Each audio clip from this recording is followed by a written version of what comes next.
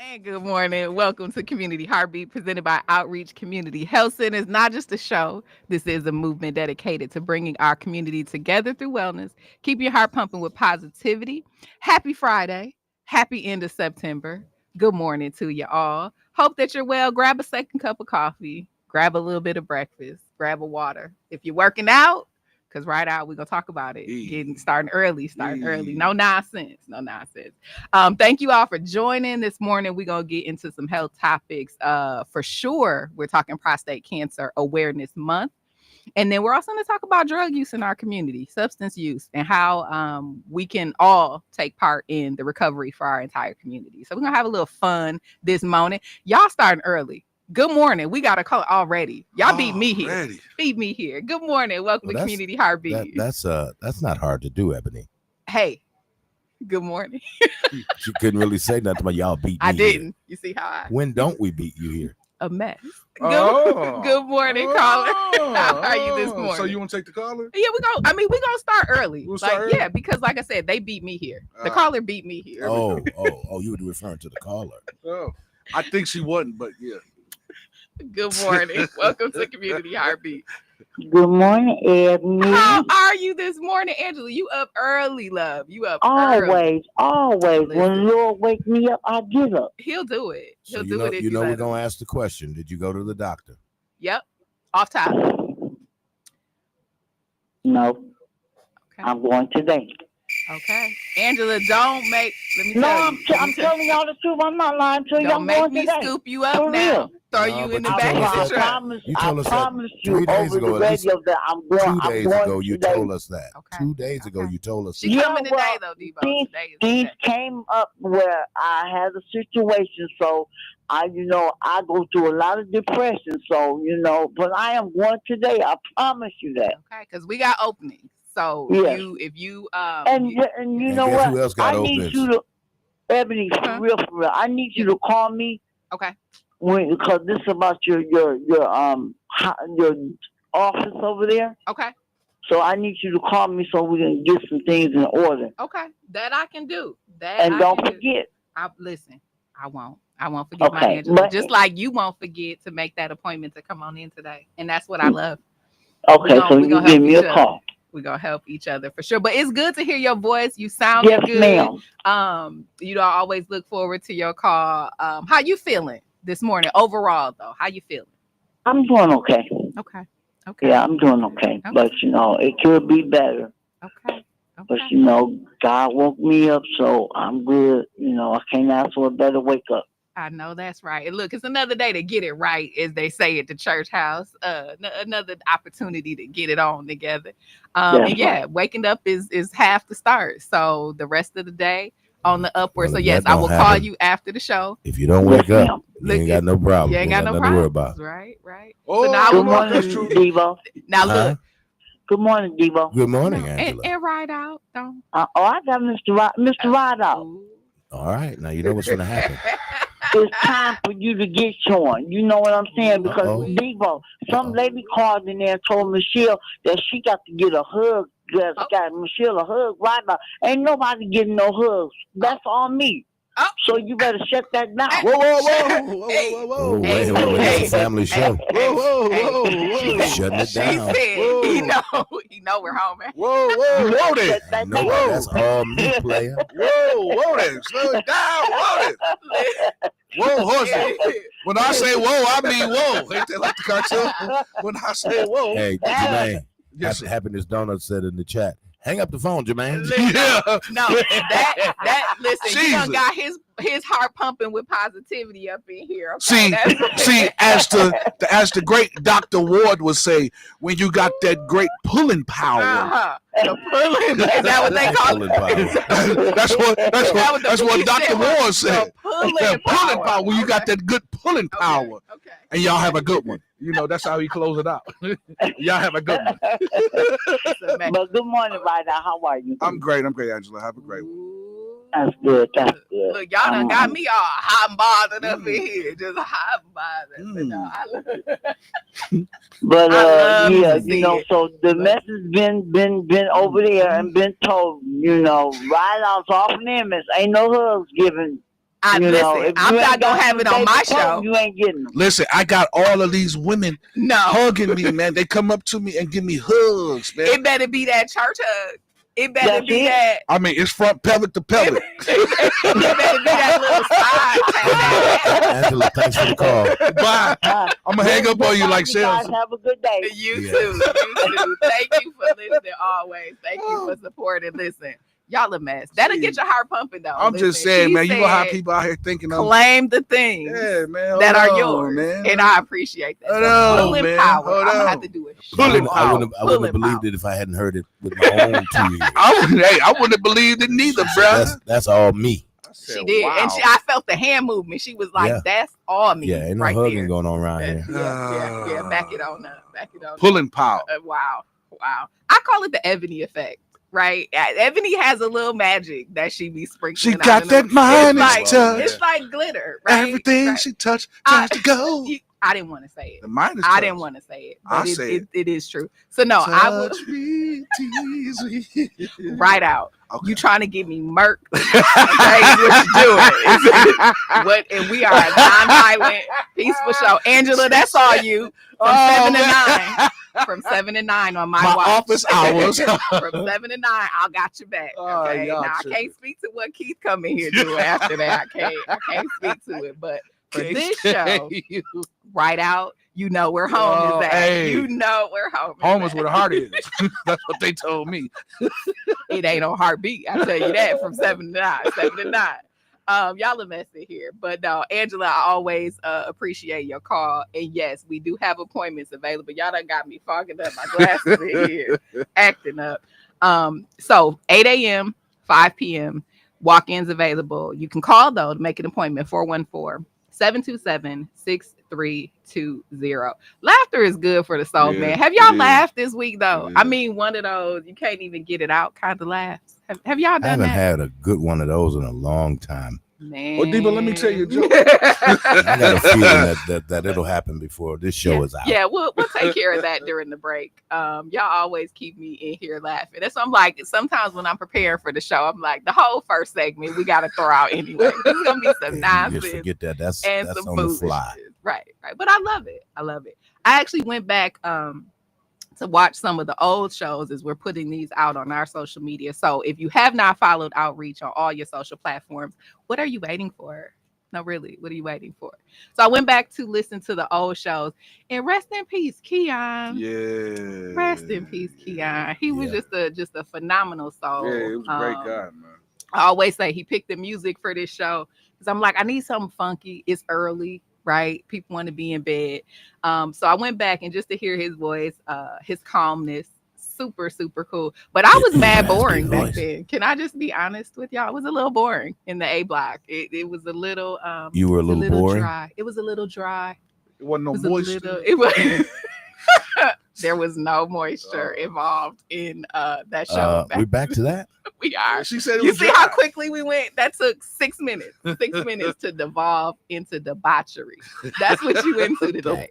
Debauchery. He specializes in debauchery. Oh, I tell you, the Lord has been good to me. Now, how does debauchery you said that wrong. You? Well, how you supposed to say that? If the Lord has been good to me. So you got to put the T's in front of everything. Nah, we said the power of the. Never mind. No, never mind. That's a different show. Ebony. That is a different show. Yeah. This whole thing started. Me and my cousin, I went to this church, and I said, the usher should never have a speech impediment. Oh no! Yeah. Come on. So when we were leaving, the usher said, No. The usher said, "Chum cha chin." No, not on this show. I said, "What?" No. She said, "Chum cha chin." No, we're not doing that on this show. We respect all. Now, didn't we just did a show like 2 weeks ago about speech. No. Well, I just said there's a place for him, but it shouldn't be on the usher board at the door. Talking about chum cha chin. What you say after she said? You know what? And then he went to talk about the preacher and said, "What? The door? You know what? No. Whatever church he was at, y'all don't let that heathen back in the ministry. It's a fungus among us, okay? Don't let that man back in your church, okay? No. Porters, close the door. See? What he say? Close the door. Oh. Close the doors. When you see Debo coming, My hair hurt. close the doors. Oh, That's man. all I'm saying. That's not nice, Debo. Well, that- hey, it happened. No, he the one. That really happened to me. I think he was making it up about the no, preacher. sit, no. But what did he say? No, What did he I say? ain't gonna do it because no. No, what did he say, Jermaine? Oh Lord. No. Okay, And we're Ebony moving said on. no. And we're Tatop moving and tut on. to me. Wait, what did he say? He said Tatop and tut to me. I can't tell it all. I don't like it. I feel like Moses had a speech impediment. Y'all bogus. I had a speech impediment growing He up. about to smite y'all. No, That's all I'm seriously. saying, y'all. Man, I had one. When he start the smiting, I'm gonna get on up out of here. But Jermaine, stuttering is not a speech impediment. Yes, it is. Yeah, it is. Not to the same extent. Yes, it is. Yeah, it is. See? No, I'm talking about when you're not stuttering. No, that's all. You're talking, included. but you're not. But the it's word's not- not coming out. It's not clear. It's not. No, sounds are for lack coming of a out. better word, legible. No, sounds are coming out, but words are not. You'd be Speaking like, in cursive. you'd be like, Sometimes. That's what you're doing. You're speaking in cursive. I don't like it. I Eric. don't like it. If you're a speech, no, in fact, I will say one of my sorority sisters, phenomenal, is a speech pathologist, and has been in the city forever. I call her the voice of Milwaukee because that woman, her voice is like, she could read every book and I Really? would just be good. Mm. So no, we can't make fun. We got No, babies seriously. out But no, here. I'm not. No, seriously, Listen, I didn't man. say I it to had make one. fun. You Like, did. I had one did. bad. I'm did. serious. If You your did. usher got a speech impediment, get him off the door. They getting the people in the church. Oh, you see, that's the problem because you're walking. so question. That's the problem No, I because was you're walking. leaving. You should have been sitting down. That's And the words were chum chat to chin. no. So no. question. So I looked at my cousin. I I'm said, telling. What did, what did she just say? I'm calling. She it said, back. I don't I'm know. I telling. think she said, come back again. I No, said, I'm no, telling. that wasn't. I'm So I'm telling. sorry. I'm sorry, No, Ebony. I'm telling. So with No, the I'm telling. speech impediment, that has to do with your With brain. the brain, right? I don't Okay. like it. No, Well, I seriously, disagree because- there. I disagree there. Well, no, seriously, I mean, because stuttering- Okay, Dr. Devo. No, tell I'm us saying, why but you stuttering, disagree. that I'm told is kind of like you can't formulate the words. Your no, brain works slower than your mouth or something. no, to your that brain effect. gets stuck. So what happens is because it's certain words and certain syllables that people that have a speech impediment get stuck. And mine used to be J, used to be the letter J. I had hard times with the letter S, and there was one more. Because I'll never forget when they had me to play the role of Jesus. Oh my God.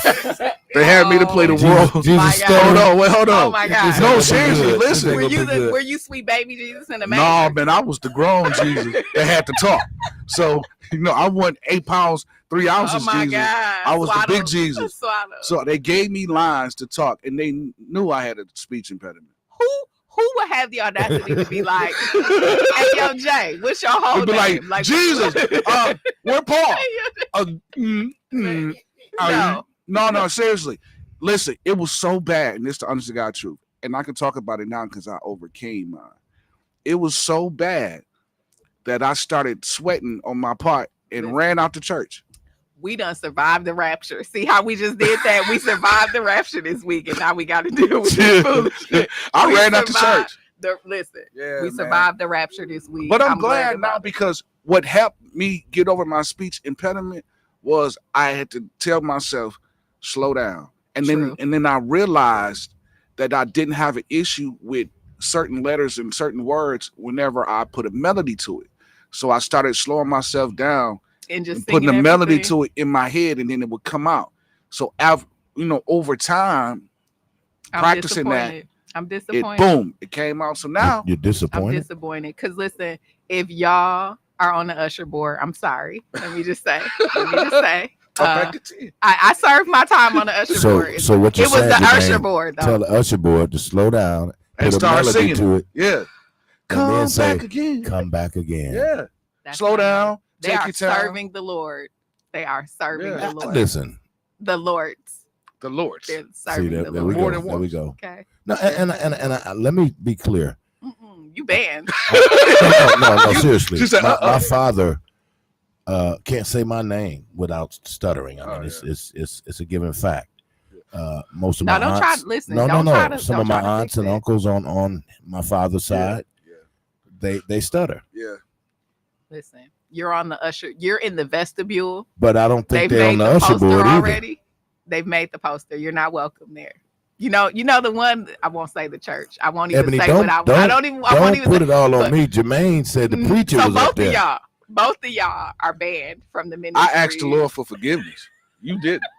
Nah, you already got smited. Is it smooth? She trying to smite. No, smite it? Yeah. You trying to me get just people say- smited out here, man. Let me just say, when it comes to religion, I'm still finding it, I'm but fucking- I kind of feel the Old Testament God. I kind of like how yeah. he was in the back, Yeah. and just smite out of nowhere because you get impatient. Yeah. Okay, we're not gonna keep doing the same things, Yeah. praying the same prayers, Oh. but thankful for redemption and all that. But I'm kind of feeling old school. I'm just gonna call Keith and just have Keith to pray for me, even though he Baptist. Hopefully, it'll get to heaven. Well, Keith. if Keith is praying for well, all as of Keith us, said, he's Baptist. oh Lord. Let me see. We're coming up on our first break. Let me just apologize to all the interfaith. Taking care of no business. I know. This is why I'm apologizing now to my interfaith community. It's on them. Okay, forgive them, Father. For they know not what they do. Father. Oh, Devo know what he's doing. I know the one that can smite, and I just want to stay on the good side of that. Why are you trying to get everybody smited, man? I'm just saying, I just kind of want to sit back and see what that kind of looks like. You want to see people turning brimstone, huh? I was deep in the ministry back in the day, and so Jonah, the story of Jonah, I'm like, in the belly of the whale. I'm the one that. But after it's all said and done, I'm like, now get on them. Yeah. Let me see what you do with them. Yeah, so that's my problem. That's why I ain't been back. And seriously, in all That's why you sincerity, ain't been back. if I offended anyone, I know. I The apologize. number to the station is 414. No, I apologize, but it'd be different if I was making fun. It's true, it happened. A mess. Okay, and for the porter, what do they call them now? Are they ushers back again? You know how we changed the name of stuff. Ushers. No, they still ushers, aren't they? Okay. Yeah. To the usher board, we sorry. That's right out. You Well, can reach him how at was it me? 414-444-5250. Air your grievances. But no, when we come back, we will get into health and wellness. But as I always say, I love to laugh and joke with y'all in here because laughter is good for the soul, good for the spirit. So you are listening to Community Heartbeat, presented by Outreach Community Health Center. It's not just a show. This is a movement. I'm Ebony Ssali. We will be right back.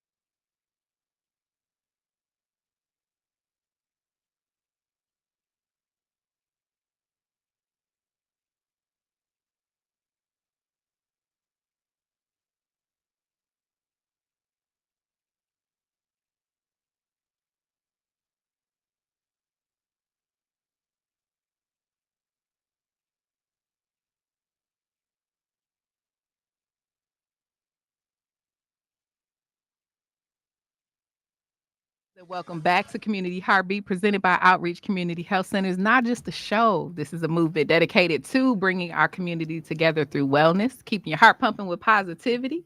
I'm Ebony Ssali, and listen, today we are talking men's health. So, ladies, I'm going to talk to y'all in just a second because we are the ones that are the keepers of the men. However we want to frame that, that's the reality, that's the truth. So, with that being said, gentlemen, this is your month to take care of yourself. So you've been hearing me say that. Then you've been hearing me talk about the family medicine residency program at Outreach Community Health Centers in partnership with the Medical College of Wisconsin. I always talk about our physicians, and I got another heavy hitter in the studio today.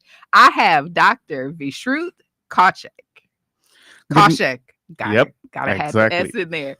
He is family medicine residency in his first year resident.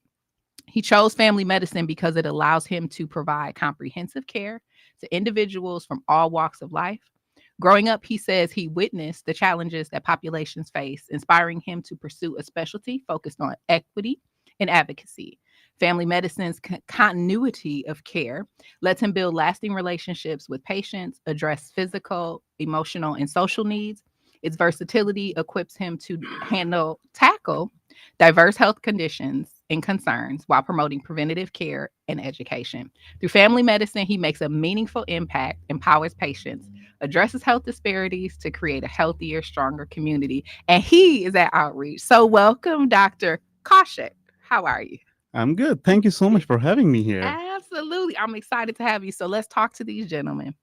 It's Prostate Cancer Awareness Month. First, let me ask, who's at risk of prostate cancer? So anyone above the age of 55 could be at risk. Okay. And like normally how we want to go about, like, especially for prostate cancer, it's like chances are even if you have prostate cancer, you'll never have symptoms. You just don't know. Yeah, you just wouldn't know that. Okay, no pain in the back, no pain in the right. Just and like I know we hear the word cancer and we're like all so scared. Yeah. I mean, growing up in my a little bit about me was I grew up in India. Okay. And then my mom would never when I was in med school, I'm like, you should think maybe like it has cancer. She's like, no, don't say that word in my house. No. It is a bad word. It is a bad word, but it's becoming more prevalent, right? So we're seeing all different kinds. And I think there's a rise of incidence and prevalence in younger now, right? So the screening start at 55. Yeah. Okay. So age, it looks like, is a factor. One of the statistics that stood out to me is 1 out of every 100 men will get prostate cancer during their lifetime. I'm like doing the math, right? We all easily know 100 men, and just to know out of that, at least one would have it throughout their life. And then about 2 to 3 out of those will die. So early screening. Talk to me about screening. I just want to get right into it. Oh, absolutely. So for screening, the screening modalities we use is something called a prostate specific antigen. It's called a PSA test. Blood test? Urine test? It is a blood test. Blood test. Yes. Okay. This is good. I'm trying to coax the men in, right? So it's a blood test. We don't have to get right. Tell me more about it. But yeah, so like the US Preventative Task Force, they recommend doing like one-time screening, at least like one-time screening for PSA. But then what the recommendation exactly goes, like there is no strict rules to getting a PSA screening done, and it is something that the physician or like your family care doctor, your primary care, you should discuss this with the patient, and it is a very individualized thing. Okay. Like, because the lifetime risk of you being diagnosed with prostate cancer is like 11%. Yikes. That is, and the lifetime risk of you actually dying from prostate cancer is 2%. Yeah. So like if you compare it to some other cancers, it's like pretty lower on the end. Yeah. But I mean, I look at it like in a community, 1 is too many for something that's preventable, or you can screen for it, right? I hear you. So I pulled down some of the things. So men 55 to 69, blood in the urine or semen, pain in the back, hips, pelvis that doesn't go away. These are things that people should be maybe paying attention to. Yes. Okay. Okay. But then again, as I said, like you have these symptoms and then you decide, like you talk to your physician Yeah. first, like, hey, I think, what do you think is this prostate cancer? Or like there could be a lot of other things that can cause these things. Okay. And Okay. like that's like the thing with prostate cancer is like a large population of men would never have symptoms. Okay. But if you get like you decide to, like, you know what, I want to do a screening for me, Mhm. and then you go with the screening. Now the things with screening is like the chances of false positives are high, Okay. and Okay. then other Okay. things that can cause like an elevated PSA, that was our prostate specific antigen. It includes like BPH, which is something that is very common in men. It Okay. is called benign prostatic hypertrophy, which is your What is that? What is that? it is as you grow old, your prostate just becomes big, Okay. and that can also cause an increased PSA level. Okay. So now that is the issue with PSA. It is like I'm chasing a ghost that Yeah. might not exist. Yeah. So do I want to Yeah. go down that rabbit Yeah. hole? And then if it comes elevated, now we got to chase it even down further. Yeah. And the only way to diagnose cancer would be you have to go in and do a biopsy. So you take a tissue out. Okay. Now Okay. that itself comes with its own complications and risks because it's an Give us the invasive procedure. complications. I hope you all have your pens out there, your notebooks, so you're writing this down. What are some of the complications that You could develop incontinence, Okay. then infection, because of course you're going in. It's an Yep. invasive procedure, Yep. so you can develop like infections, and then some people may also develop blood in their semen. So now this biopsy could cause that.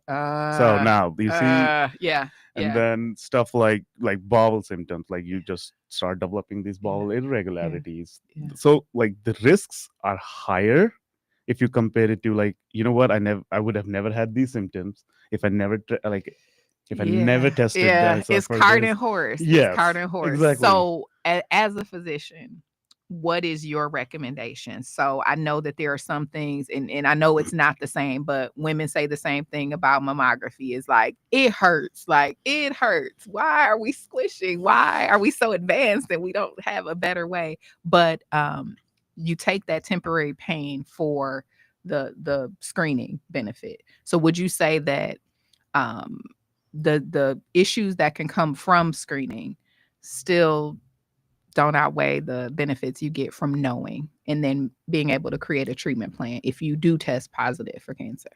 So like as I said, like it's all about benefits versus risk, Yeah, right? yeah. And the chances of you actually dying from prostate cancer is 2.5% in Okay.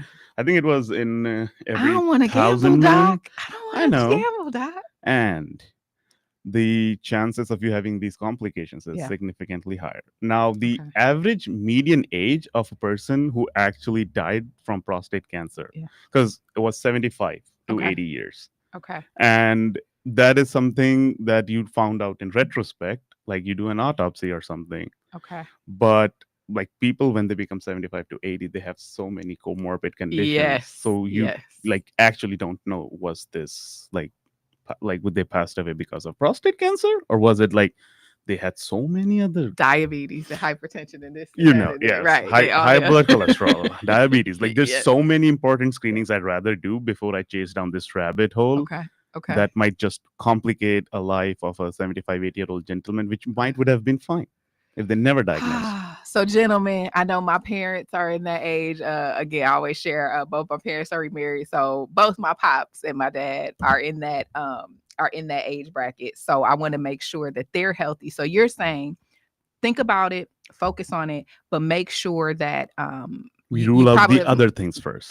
Got it. No, that makes sense. And how long? So they decide to come in. They decide to do the screening. They're in that 55 to 60 range. They're coming in. Tell me about the time it takes to do. So from the beginning of the screening till you get the results, what is that time frame? I mean, the blood works are relatively fast. Okay. So you get the results back, and then you like what I would do is I just call my patients like, hey, so this like came up elevated, and you might be at risk, and I would rather have you come in and we can have a discussion face to face, because I want to present like all the data, all the risks, and I want you to make an informed decision. Okay. So that makes sense. Now, I was at a conference yesterday, a health conference, and they talked a lot about just plain language and just making things make sense. So let me ask this question really plainly. Most 80-year-old men enlarge prostate. Is that just a part of getting older? yeah, Okay. So you're not stressing about that. Okay. Makes going to the bathroom a little difficult. we have meds for that. We can Okay. give you meds. Like Okay. it gets better.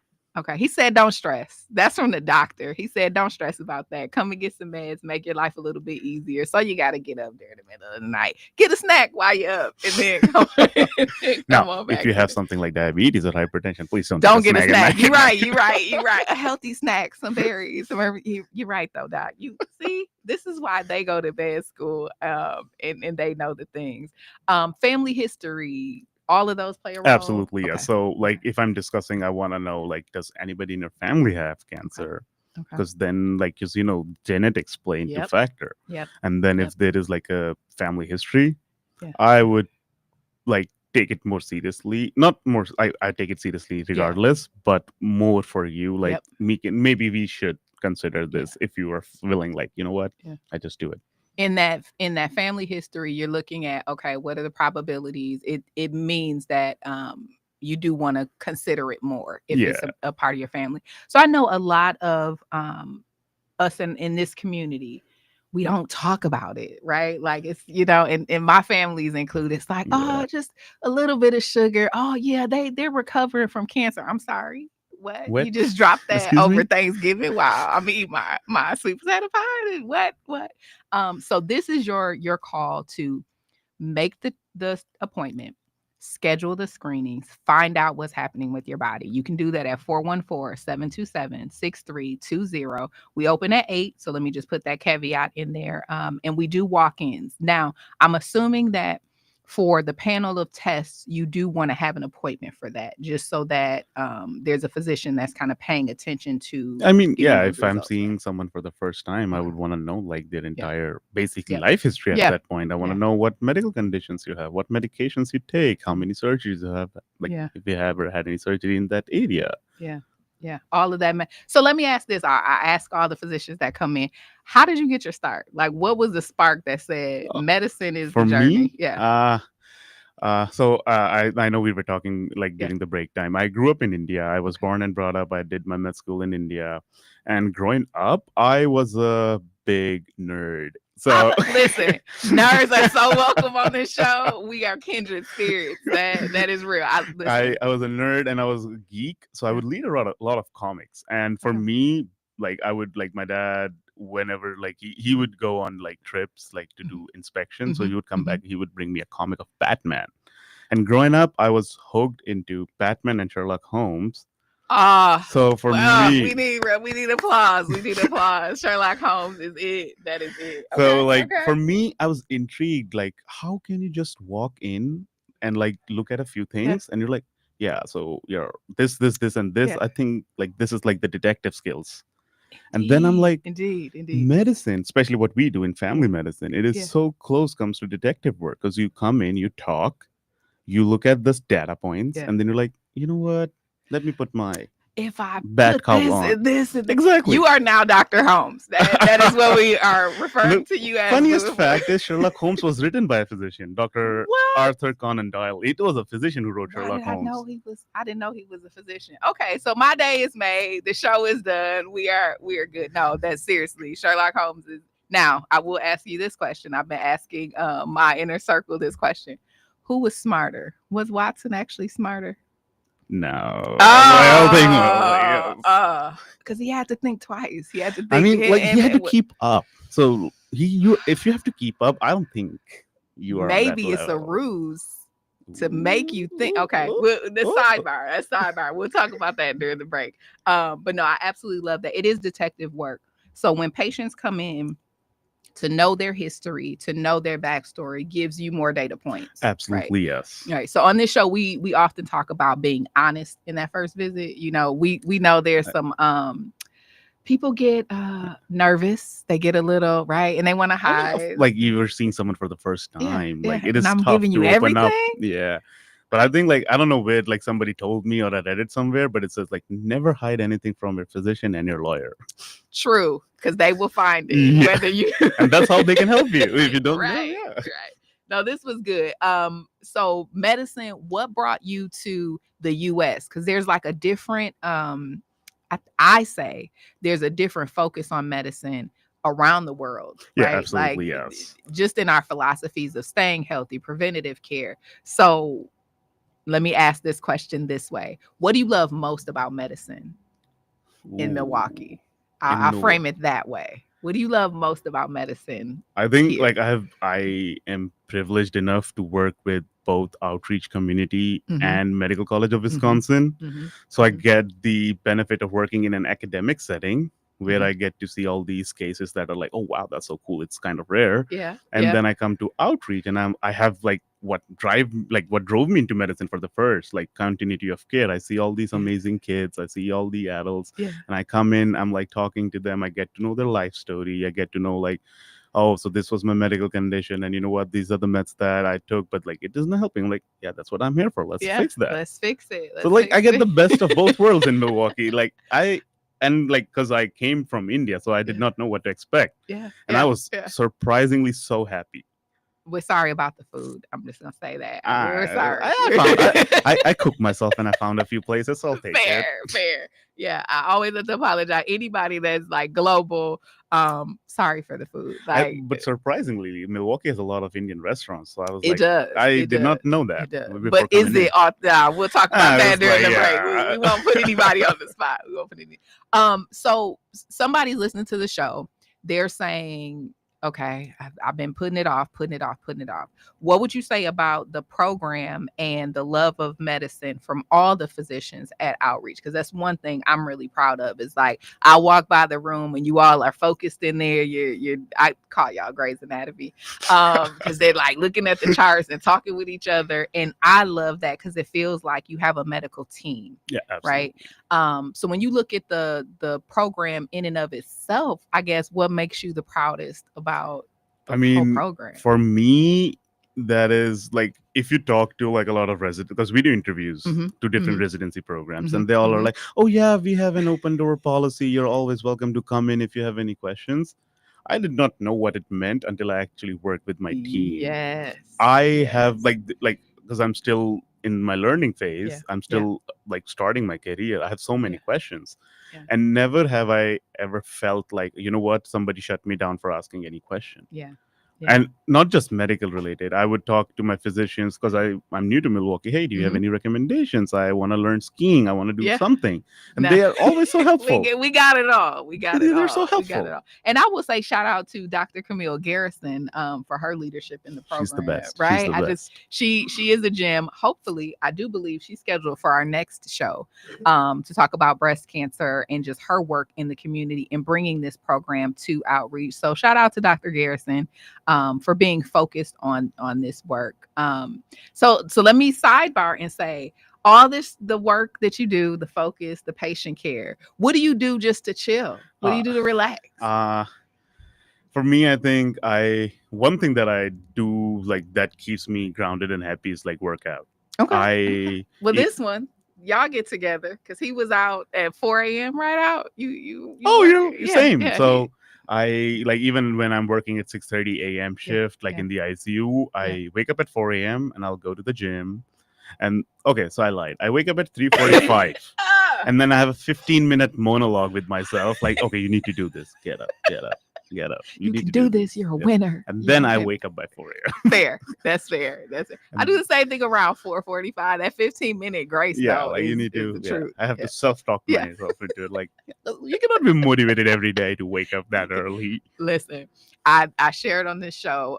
August, I was super strict with myself. I was like food intake, calorie deficit in the gym. September, the wheels fell all the way off. I was like, not only Chick-fil-A, but also Culver's, but also Five Guys. But- and why not do a But steak? that's life. It's okay. I It think is, like it people is. take it so harsh on themselves. If you just go off the rail once, it's fine. Just come back on. Listen, gluttony is real. So if I- anybody, I growing up, I was like, I don't know in pounds, but I was like 110 kgs. So that's like listen, 230 you to got me 40 doing pounds. metrics. It's like Okay. roughly 230 Yeah, to 40 yeah. pounds. Okay. And then like I realized, okay, I need to do something about it. Yeah. That's how I started. Like that's how I got into weight training. And then it like kind of just fell in love with it.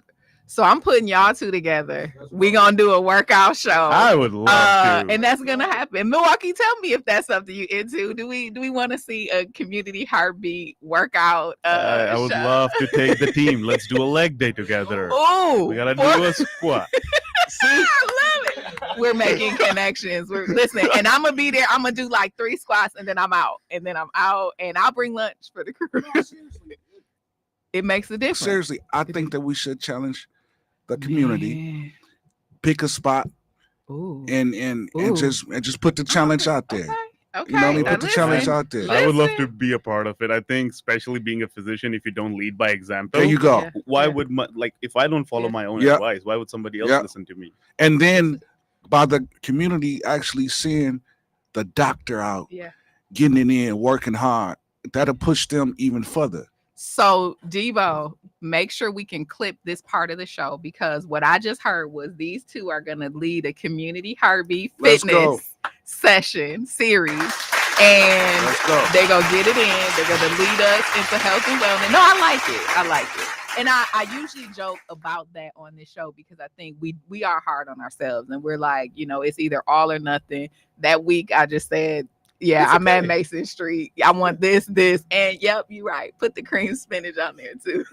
Yeah, but like imagine like you've been working hard Yep. for like Yep. 1 month, Yep. 1 week, Yep. 2 weeks. If you can't have a cheeseburger, then what's the point of life? This is true. It's okay. Put that on a t-shirt. That's the quote.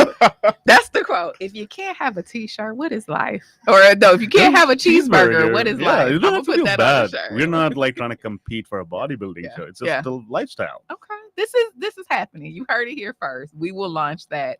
So stay tuned for that. In terms of patients from babies to geriatric care, where is your sweet spot? So where would you say Ooh. the patients that I won't say you align better with, but where is your focus in medicine across the spectrum? That's a tough one because that's kind of why I started family medicine because I want to Do do it it all. all. Do it all. Okay. Okay. But I think when I'm working in the clinic, from what I've seen and what I've been told by the team as well, I think like they're like, oh, you should do pediatrics more. Yeah. I'm like, it's like playing around with the baby. Like, yes, let's go. Like, Yeah. I yeah. have a pediatric panel of my own, and one of like I think a few weeks ago, one of them they drew a WWE character Roman Reigns. They gave it to me, and I'm like, okay, this is the peak. Right. This is my right, peak right, residency moment. right, I got a gift from my pediatric patient, Right. but Make it- a comic. I mean, I see the connection. See, I I'm telling see you, it. I see think it. I'm still a geek. At this point, I'm still a geek. As you should be. As you should be. No, I absolutely love that. Anything you want to share in terms of just getting people to be excited about health? I love what you said about it. It's really a lifestyle, and it is taking care of yourself, believing that you're worthy. Because that's what I self-talk myself. I'm like, no, you can't really lead anybody unless you lead yourself, and you're valuable. This is me, 4 a.m. You're valuable, Ebony. You got to take care of you. So is there anything you would share with mean, people who are sitting at It is home? kinda so like, amazing because your self-talk is so different than mine. I wake up and I have like inner David Goggins telling me, they don't know me, son. You gotta wake up. Who's gonna row the boats? And I'm like, okay, Mr. Goggins, I'm going. I'm going to the gym. who is gonna row the boats? Listen, I'm here for it. No, I No. like to be gentle because the world is I demanding hear enough you. I of me. hear you, yes. But like for me, like if someone was to come up to me and like, hey, I want to change my lifestyle, I want to like do different things, I Yeah, would say, yeah. don't start it all at once. Okay. Because it is so overwhelming if Yeah. you just wake up one day and Yeah. decide to, you know what, from today I'm gonna do this, and this. I'm gonna cook, meal prep. I'm gonna work out 5 days a week. Yep. I'm gonna run. I'm Yep. like, nah, it's like that's how It's a you lot. crash. It's a lot. Start with It's a lot. one achievable goal.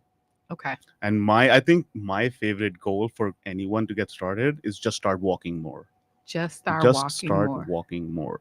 Just, I like these days a lot of people have like these smart Yep, watches and yep. everything. They have a fitness tracker. Yeah. So you can like set a goal for 10,000 steps a day.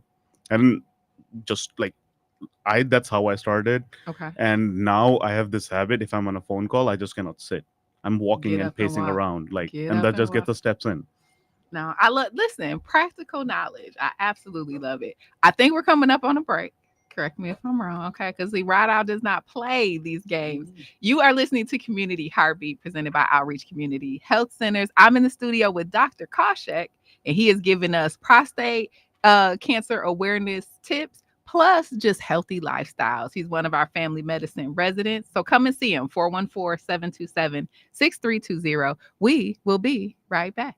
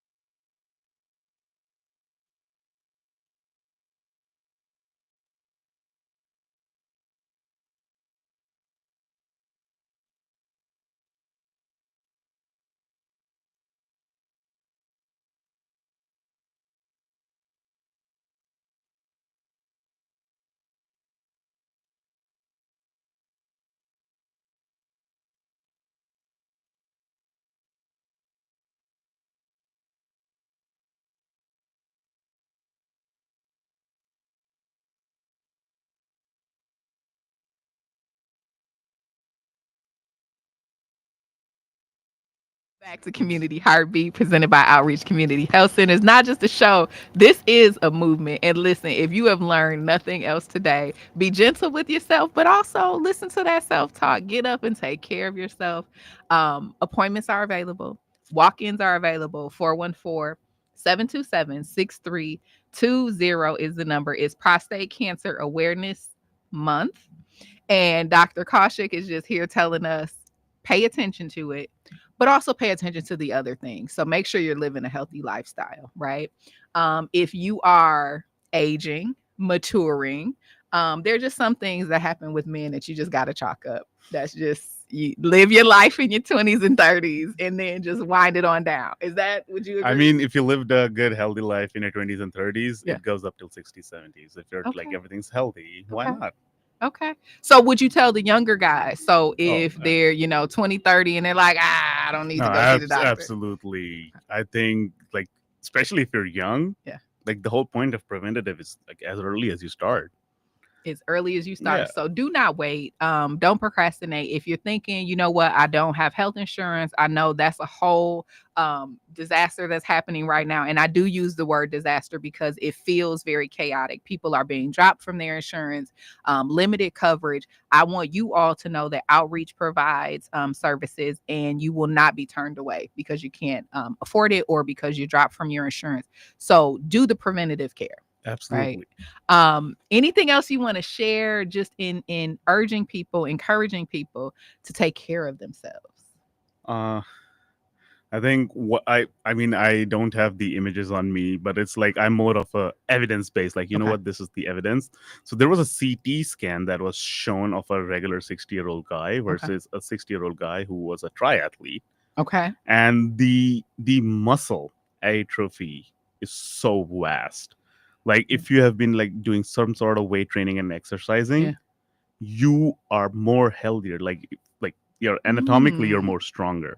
You're not like the other counterpart. Yeah. So at least get some weights. Get started Okay. somewhere. Everybody starts somewhere. Just get started. And we're going to be launching the Community Heartbeat fitness workouts, Absolutely. community workouts. I'll be supervising, just making sure the I'm things. scared now. I'm scared. I might have a whistle. I don't know. I feel like a whistle makes it very, very official. But I love that. Dr. Kaushik, thank you so very much for coming in, sharing time with us. And again, you can make an appointment, 414-727-6320, or you can walk in. And that's a beautiful thing. We're so always there. We thank you.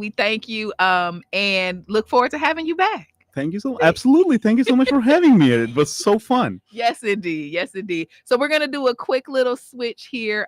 We have our director of behavioral health that's coming up in a second. I think they're going to walk you out that way. But we will wave at the camera because, hi, Mom. He's famous. Look, Mom, I'm on radio now. He's on the interwebs. He's on the interwebs. We'll make sure we splice it in and give it back so that you got that. But thank you so much for sharing knowledge. Yes, indeed. Yes, indeed. So we'll transition a little bit. I am excited because it is also a month where we're focused on health, wellness, but the mental health piece, the substance use piece, because the reality is learning how to cope, learning how to just live. I'm going to say just live is a lot. So in the studio with us is our director of behavioral health, Annie Carroll. And listen, she's world renowned, world famous. Let me just give you a quick intro to Annie Carroll. Advanced practice nurse practitioner. Yes. And she is an alumna of Florida State University and Alverno College, holding a bachelor's in social work and master's of science in nursing, respectively. Since joining Outreach Community Health Centers in 2016, she has been a loyal proponent of accessible, high-quality behavioral health services in Milwaukee's FQHC settings. That's us at Outreach.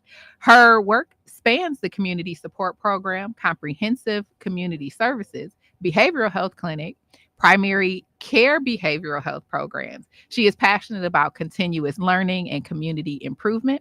Annie is committed to working with others to create a climate resilient Milwaukee where every resident is equipped with the necessary resources to enhance their physical and mental well-being. Welcome to Community Heartbeat, Annie Carroll. Thanks, Ebony. You are a rock star. Okay. And I know I lay it on thick, but I do that because people with specialties, with gifts, with talents, but with care and compassion, I always want to uplift, right? Because there's enough of the craziness out there in the world where people are denigrating and all that. So I'm like a booster, a cheerleader, and Annie is she is that glue. So you've been working with a ton of different programs at Outreach, but I want to touch on a few. So the Better Ways to Cope program has been going on with Department of Health and Human Services and is supported by Milwaukee County. Can you just tell me a little bit about how that connects with Outreach? Yeah, for sure. So our relationship with Better Ways to Cope started with a grant that we received. The county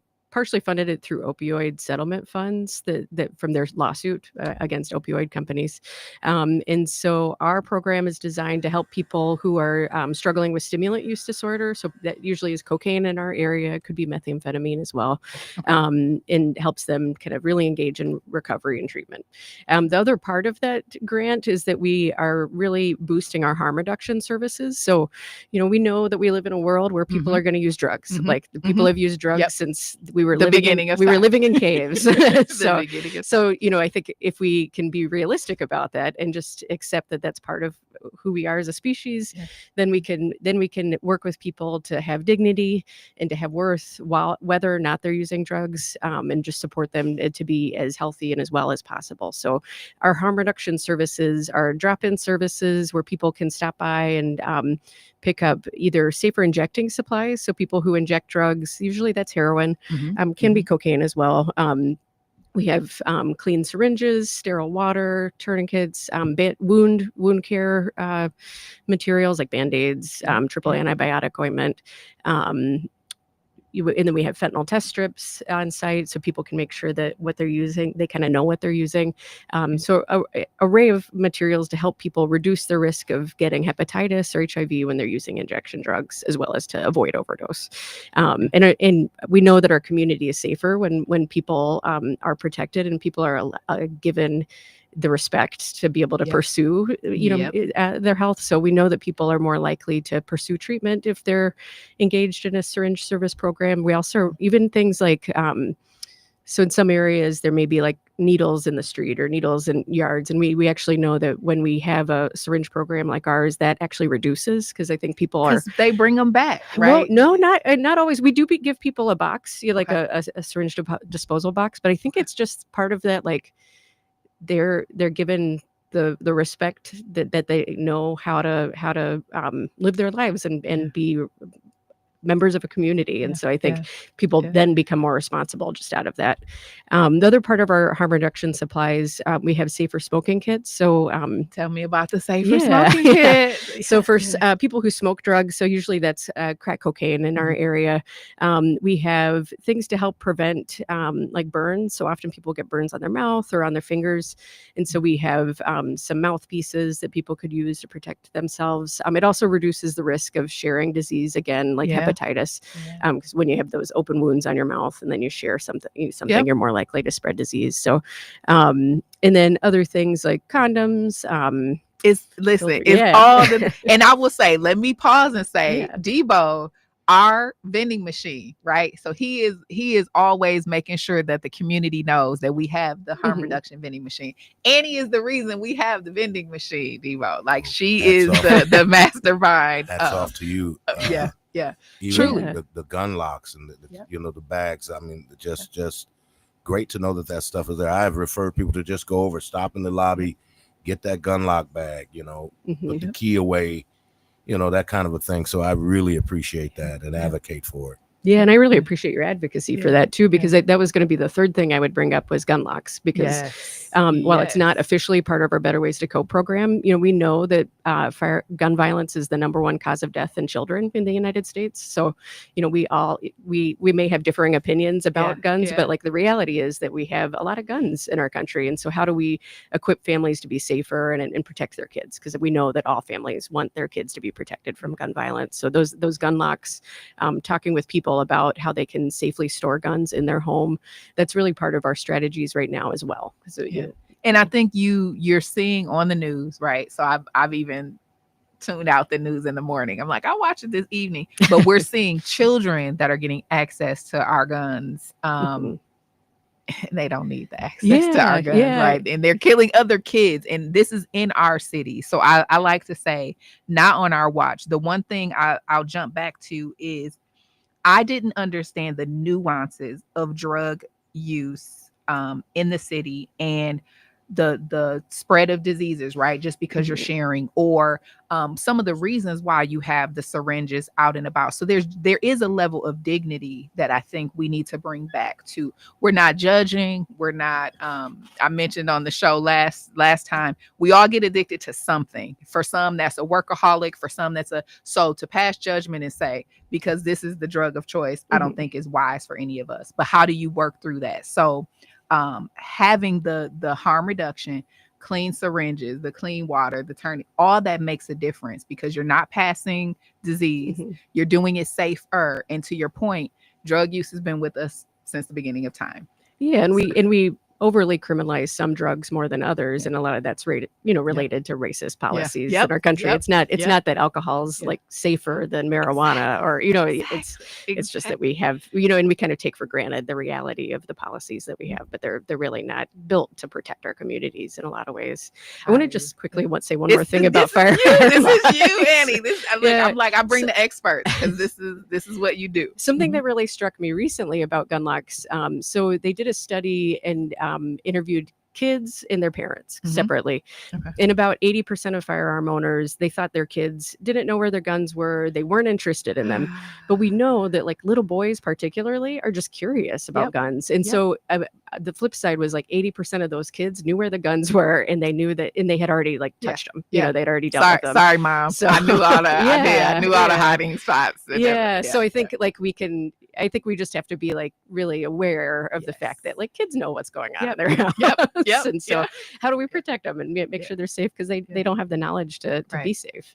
And they don't understand like the implications. So I think you've got, we could talk about all the different the video games, the movies, the desensitization of violence, but the reality is it's up to us. The same with medications. A lot of people don't understand how they interact with just food, so sharing medications is not wise. Right. You got an ulcer and they got but it's not the same. So lock up your medications, lock up your guns, test your drug of choice, right? I often say on this show, wine is my thing. That's my that's my decompression piece. But imagine if I walked into a store and I didn't know if this bottle of wine was the same bottle of wine I had last week, and this one would kill me. Right. So a glass and a half of this one is good this week, but I die from this one. And we saw that during Prohibition, like when we completely deregulated alcohol production and made it illegal, people were dying from bathtub gin,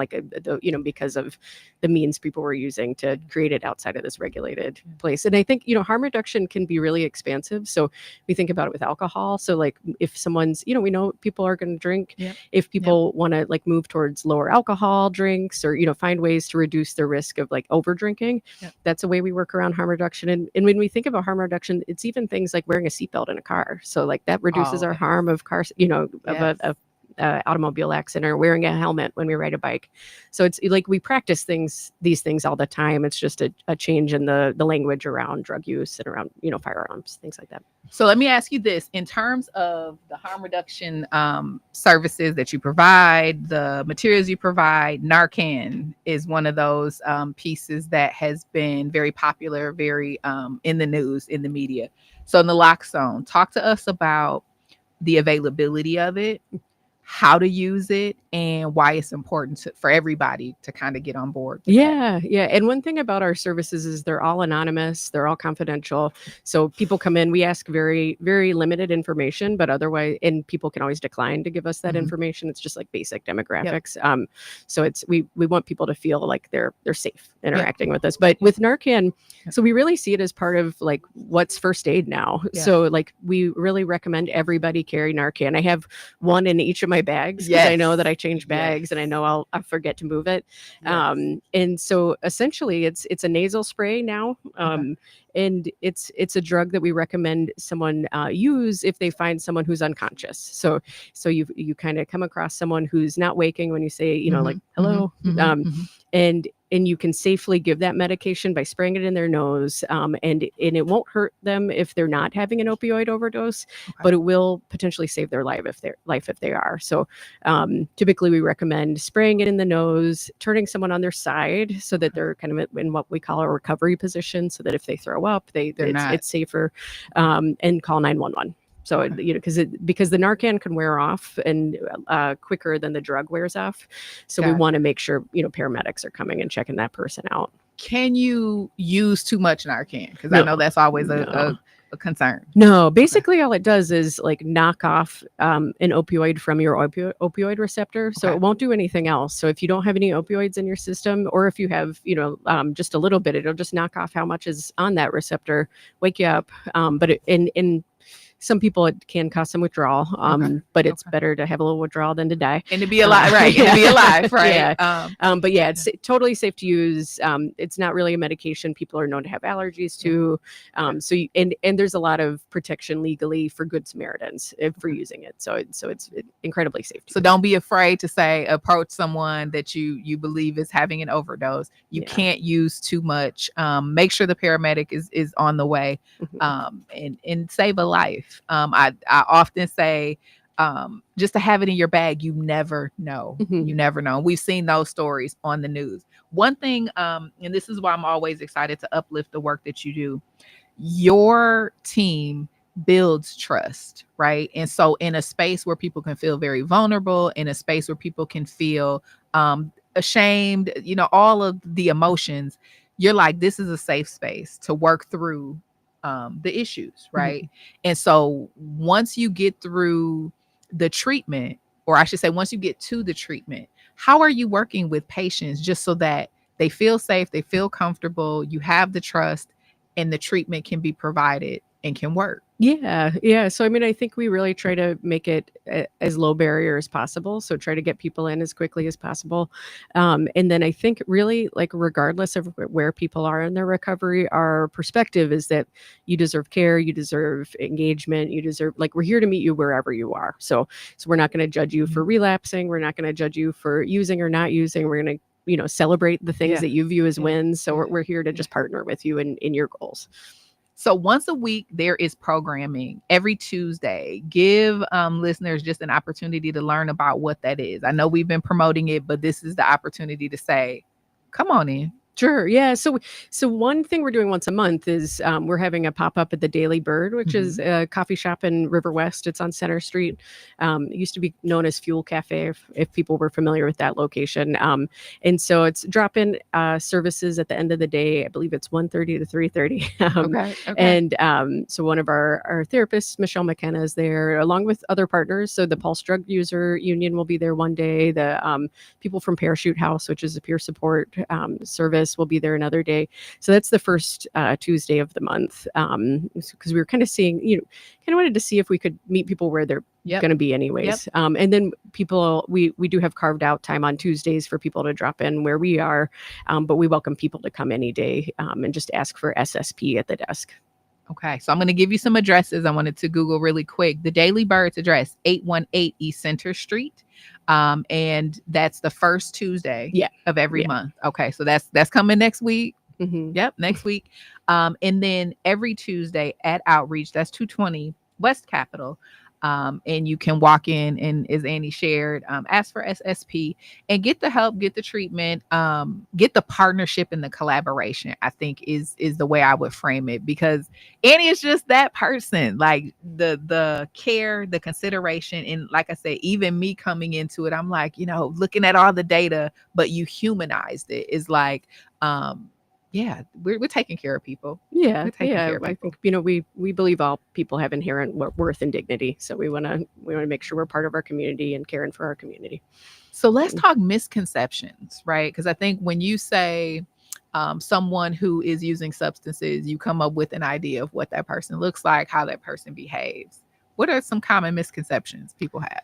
I think one common misconception, so, we have medications to treat opioid use disorders. So people who are using heroin, prescription pills, opiates like oxycodone. Sometimes people are using fentanyl. Right now, our drug supply is largely fentanyl. And when people are trying to use heroin, and I think what a common misconception is that when you're on medication to treat that illness, that you're still like using. But what we really see is that when people are on medications like Suboxone and methadone, we offer Suboxone in our residency clinic. So we have a substance use treatment clinic connected to the medical college. But when we see that people get medication that reduces their cravings, reduces their withdrawal, helps them just kind of be stable, because having been dependent on opioids, your brain is actually kind of rewired to really need a little more stabilization to pursue recovery. So when we see that people are on those medications, they're able to return to work, they're able to be there for their families, they're able to kind of be safer because they're not taking drugs that are part of this unregulated drug supply that's really dangerous. And they're able to return to being community members and really being like the people that they want to be. And so I think there's a lot of like misconception around that. And I would say that's one of the biggest things. It's good stuff. It's good stuff. Are we coming up on a break? Just got to make sure I keep my myself on point.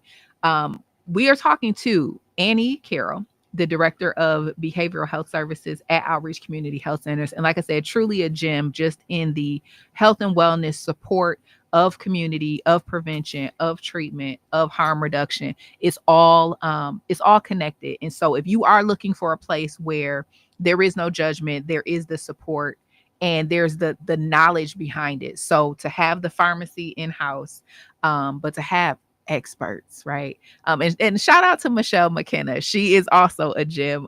Just making sure that, and I like to say she's really real. Right. She is really real. Like she's like, cut it out. Yeah, Right. yeah. And I love her for that. And she'll tell you, oh, I know we're going to break. She'll tell you she's someone in recovery, so she kind of knows what it's like. So yeah. She and just a phenomenal human being. So we'll talk a little bit more about Michelle and the entire program when we come back from the break.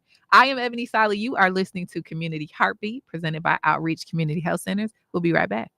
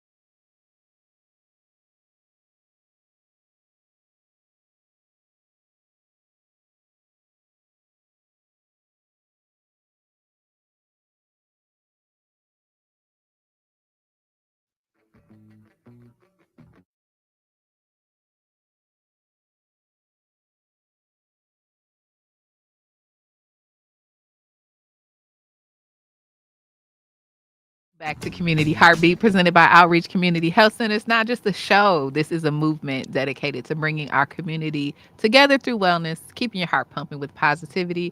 I am joined in the studio with Dr. Annie Carroll. It's right there. It's right there. Annie Carroll, our Director of Behavioral Health Services at Outreach Community Health Centers. And we've just been talking about the prevention, the treatment, the harm reduction available, the programming. But there's another component to this, which is healthcare, people having the finances to get care. And a lot of that is in limbo with legislation, right? So I know I've kind of tuned out for my own mental health. And listen, Annie is the captain of our behavioral health, mental health ship. So I've tuned out the things that push me into a negative space, push me into a spiral. She is the captain of that. So if you are someone who's just having difficulty navigating through life, Annie is also your person for that. But I want to get into the advocacy, the executive orders, the legislation, that whole piece. Everything is kind of in limbo right now. So what can people do to make sure mental health is funded, behavioral health is funded, and these programs that we have for harm reduction are funded? What can people do?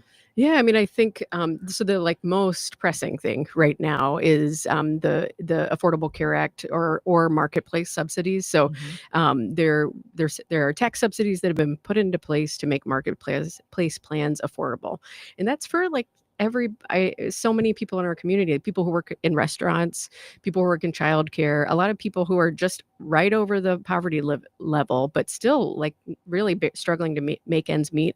Those tax subsidies make their insurance actually possible, so that they can actually afford it. If the tax subsidies sunset, which is set to happen at the end of December right now, I think the expected increase, it could be that people are seeing like $600, $800 plans per month, which is not affordable for most people. And so really asking people to advocate, calling your senators, calling your representatives to really push forward those tax subsidies. And we know that the bill that was passed this summer, it was a big tax bill. So there were a lot of tax breaks in that bill. Tax breaks for people that are trying to buy health insurance were not included in that bill. So we still have to fight for it. And one thing I would say, like you said, this environment right now can be kind of overwhelming for a lot of people. And it's like how we get our news is overwhelming. It's like coming at us constantly. And I would say that we know that when people are engaged in civic action, so that there's a documentary on Netflix called Join or Die.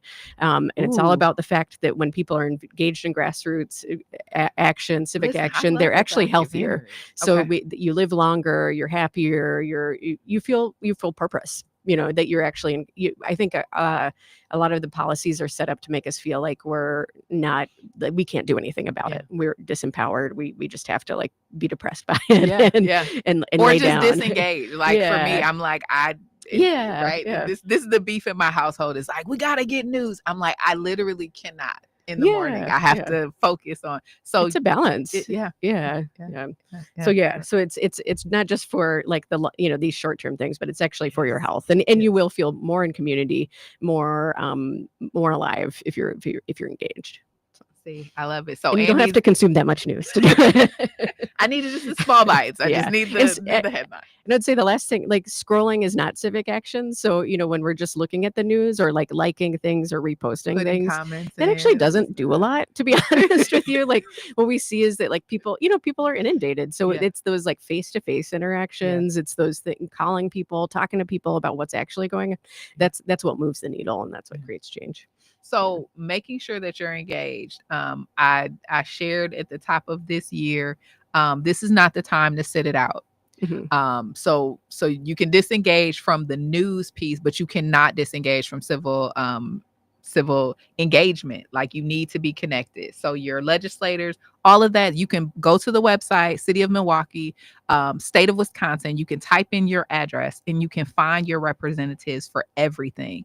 Take a look at how they're dealing with some of these better ways to cope programs and the harm reduction programs, because it matters. So at this level, when we say we want to take our communities, we want them to be healthy, we want fresh produce, we want reduced drug use, this is where it starts, where we're funding things, the treatments that are available, and how even FQHCs are funded. So outreach is such a gem in the community, but we are funded by the government to make sure that we're all healthy. So this is not the time to sit it out. This is the time to be engaged. It's important. Yeah. Definitely not. I've been thinking a lot too about during the pandemic when it first started, you know, it was a really hard time for a lot of people, and it created, you know, all of a sudden people were trying to create, you know, because all of our supports kind of fell apart. And we saw people come together and really fight for mutual aid, fight for, you know, finding ways to support their communities that were different. And so I feel like we have to think, we want funding for services. We want to make sure people have, you know, have insurance, that people have, you know, what they need to get their needs met. But I think that, you know, part of what's happened is we've become so disconnected from each other. And so rebuilding those connections and rebuilding our sense of responsibility to our neighbor, responsibility to our other community member, it has to be part of what we're doing to maintain our mental health, maintain our physical health. So get out, grab a neighbor. We talked about walking earlier today. Let me ask this in terms of, I know there's wait lists across the board. So there's nothing special about outreach in that way in terms of wait lists, access to care. Are there some tools, some tips, some tricks you can give? I just made the connection of walking, right? Like sometimes when stress is overwhelming, I just go for a walk in my neighborhood, no destination, just kind of go out and let my mind wander. Are there any tips you can give us to kind of make it through just on a daily basis? Yeah. Well, I do think, so reducing screen time, I think, is a big thing. You know, I think it's just easy. It's designed to be addictive. So it's easy to get sucked in, but really finding ways to turn off that input of that's kind of sending a lot of stress towards you. And then, you know, calling a friend, not texting a friend. So there's a lot of evidence that just actually calling someone gives you a better feeling of connection. And like taking a walk, exercise is hugely important.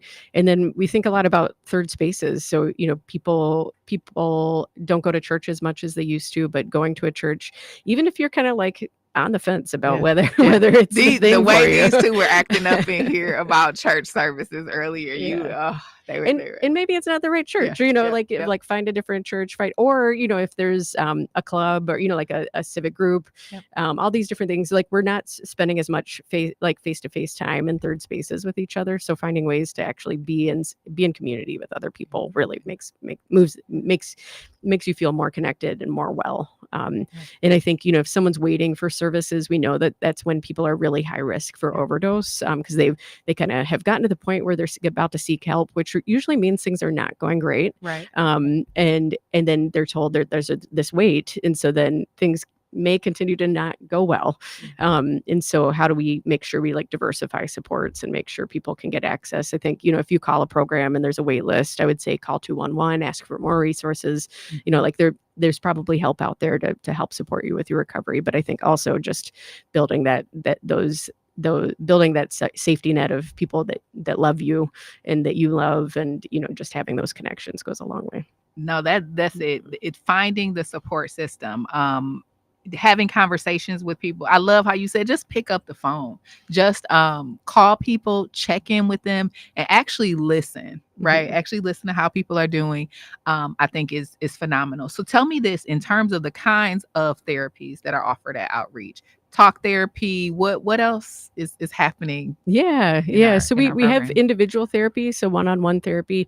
That's largely talk therapy. We also have an art therapist on staff, so really great program for people who maybe don't feel like it's easy for them to talk about their feelings. It's a different way to kind of process and make sense of everything we've been through. We have some groups that are different types of therapies. So one that's a trauma group, we have some substance treatment groups, an art therapy group.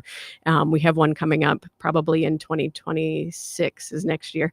That's going to be focused on young people with who maybe have recently been diagnosed with schizophrenia or other psychotic symptoms, and so a group for helping them feel not quite so alone and not quite so stigmatized, but in like learning from each other different ways to cope cope with their symptoms. So those are kind of some of the array, of therapies. We also have a psychologist embedded in our primary care department. So when people come into primary care and maybe they're having either like a mental health or a substance problem, often they'll get referred to Dr. Washington, and she'll be able to give short-term care in primary care. She also can work with people on even just like quitting smoking cigarettes, controlling your hypertension, pain management, more of the like physical health behaviors that we think of, that we're everything's so interconnected, and I think we don't acknowledge that.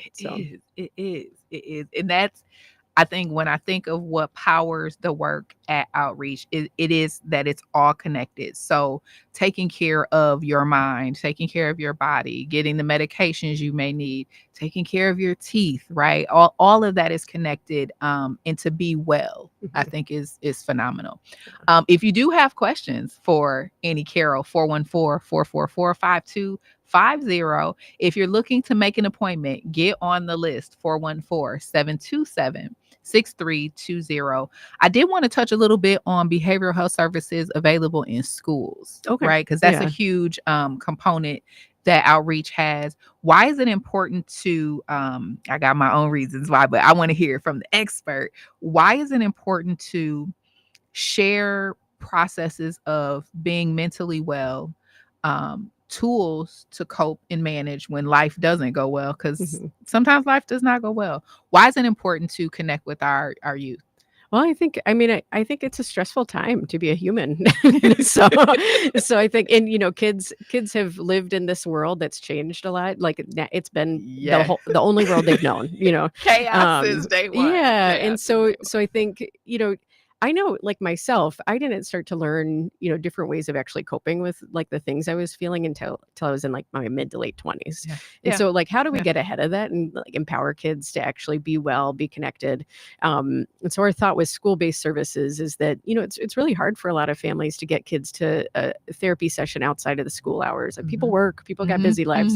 So like we, and the kids probably who need the most support are going to have even a harder time getting to those services. So being able to serve them right in the school where they already are, trying to get them out of the class that they can miss the most of is kind of part of our protocol. You are not going to get many students in class talking about, oh, I hate to miss this class. Right. They're fine. Yeah. They're fine. So then they're equipped so that they don't feel overwhelmed, that they don't feel so alone, that they feel like they can be more in control of their feelings. And so that's a big thing. And I know there's been like some conversation recently about mental health screenings in schools and whether that like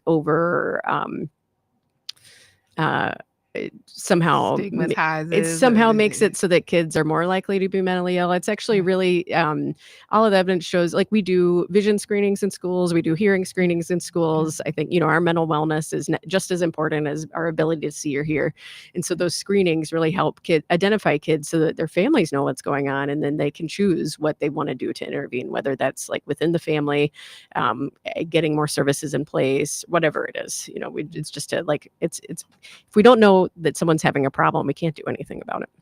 And there has been conversation. I can think back to some callers that have said, introducing the problem makes, and I'm putting that in quotes, the problem, right? Makes it more common that there will be a problem. And I like your approach to that. Being a kid is tough regardless. I don't care what side of the tracks you're from, where you are socioeconomically. Being a youth is tough. Then you add social media on that. Then you add the peer pressure. Then you add the drugs. It's a lot. Then the chaos of every day, right? These are world-changing events that are happening every day. So it's a lot. So to get your kids into therapy, I think is just another way to keep them healthy. Yeah. Right. Yeah. And I think, like, to your point, like, I do see that, like social media over, like self-diagnosis, like everybody's got ADHD, everybody's got autism. I think that's not helpful necessarily, but it, it's like, it's hard because it is a place where people feel community or like find connection. But I think like we want to work with experts who actually have training, have not, like have spent time developing knowledge about these topic areas to kind of find ways of healing. I'm just going to say, why is that important? Because Dr. WebMD is not, I feel like there's two schools of thought on this. The first is it is bringing these conditions closer. Mhm. So it can help people not feel so isolated, so alone. Like, oh yeah, this isn't weird. There's nothing weird about me. These are things. So that can at least start a conversation.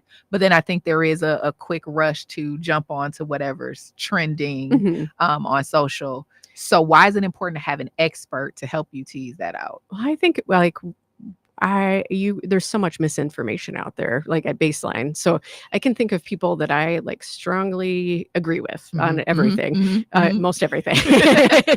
And they've told me about various things that they've seen online that are fundamentally false. Like they're generated by AI or they're generated by whatever, but they're, patently false. So I think being able to have the tools to fact check, to be able to make sure you're getting information that's been like kind of checked and double checked, and peer reviewed, someone that's like knowledgeable about how do we understand the world and how do we like understand the data about the world. I think that's really important because like we can all have hot takes, but often my hot takes are not right. so you got to talk to an expert. Yes. No, I 100% agree, and I feel like there's only more of that. So that's why I think programming like this and creating that space for you as experts to come on and actually talk to people while they're at home, at work, in the car is so critical. Where do you see behavioral health, mental health, maybe in the next 5 or 10 years? My hope is that it's much like other wellness. It's a routine check. You're paying attention to your cholesterol, you're paying attention to your mental health. Right? Yeah, my hope definitely that people feel like we can talk about it very openly, and that people feel empowered, that they don't need experts can help you when you're in crisis, and that like trying to do things to help you stay well is just kind of part of our daily mental hygiene, so that we're doing things to make sure we're getting enough sleep. We're making sure we're in community with other people. We're if we notice that we're overusing substances, that we, talk to someone. All of those things I think are so important. And we're eating healthy foods. All those things are so important for mental health. So I think having more of a conversation where people feel empowered to not just, it's like so complicated at the internet, but that people don't feel isolated and alone, and that they feel like they have at least some tools to be healthier. And I for me, personally and professionally, I think having the mental health piece is a tool in your toolbox to know yourself, but also as we're called on to perform more. I say perform more in our work as parents, right? We've got to show up in these spaces. For me, I don't play about my sleep, right? My sleep is where I say my body takes the trash out, right? I need that for my mental health. And I've actually termed it, when I don't get enough sleep, I go into gremlin mode, and not the little cute one, like the one with the little stripe. We have to learn what makes us tick, right? How do we invite people to learn more about themselves so we know how to show up in the first session?